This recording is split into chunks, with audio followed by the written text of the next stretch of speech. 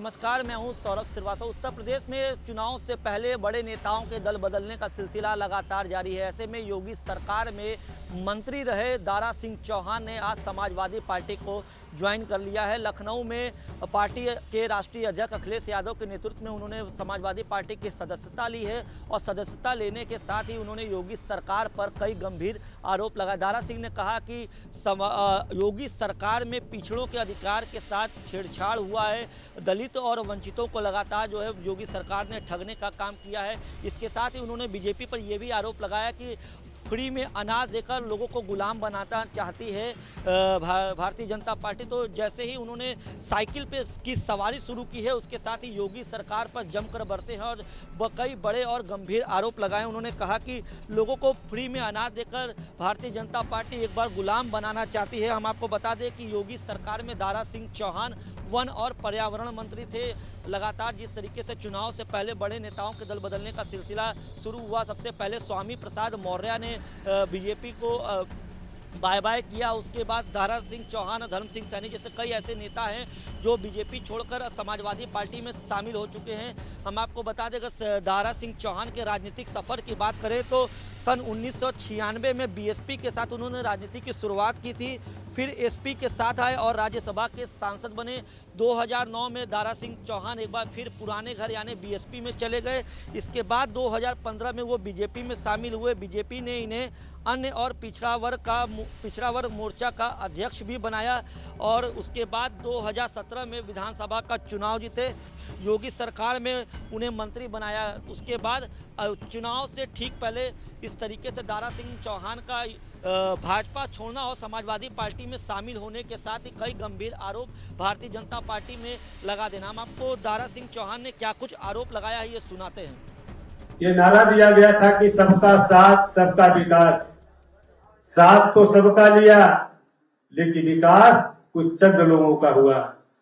इस देश में रहने वाले चंद लोगों का विकास हुआ, बाकी लोगों को उनके हालात पे छोड़ दिया गया।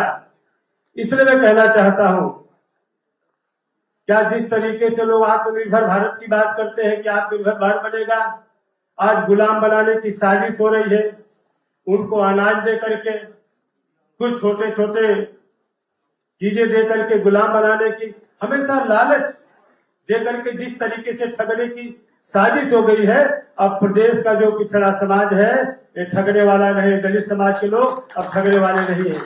मैं कहना चाहता हूं कि साथियों, जिस तरीके से इस प्रदेश का पूरा पिछड़ा समाज, दलित समाज के लोगों ने, वंचित समाज के लोगों ने आज जो सड़कों पे घूम रहा है नौजवानों पे रोजगार पाने के लिए, पूरी तरीके से समर्थन दिया था भारतीय जनता पार्टी का।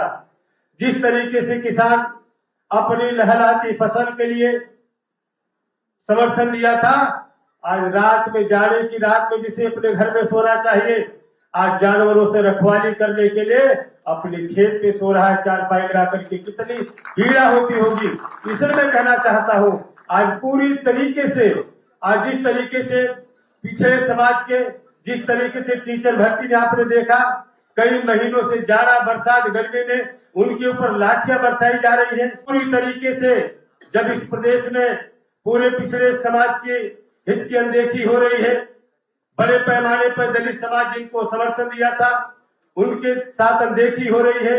पूरी तरीके से बाबा साहब ने संविधान का जो दस्तावेज दिया था, जिसे हमें हक और अधिकार से जीवन जीने का हक दिया था, उस संविधान से छेड़छाड़ करने की जब साजिश हो रही थी, तब हमने निर्णय लिया कि हम समाजवादी पार्टी के राष्ट्रीय अध्यक्ष माननीय अखिलेश यादव जी के नेतृत्व में समाजवादी पार्टी ज्वाइन करके फिर से प्रदेश में गरीबों की सरकार बनाएंगे। हम आपको बता दें, दारा सिंह चौहान समाजवादी पार्टी में ज्वाइन कर चुके हैं, समाजवादी पार्टी की सदस्यता ले चुके हैं।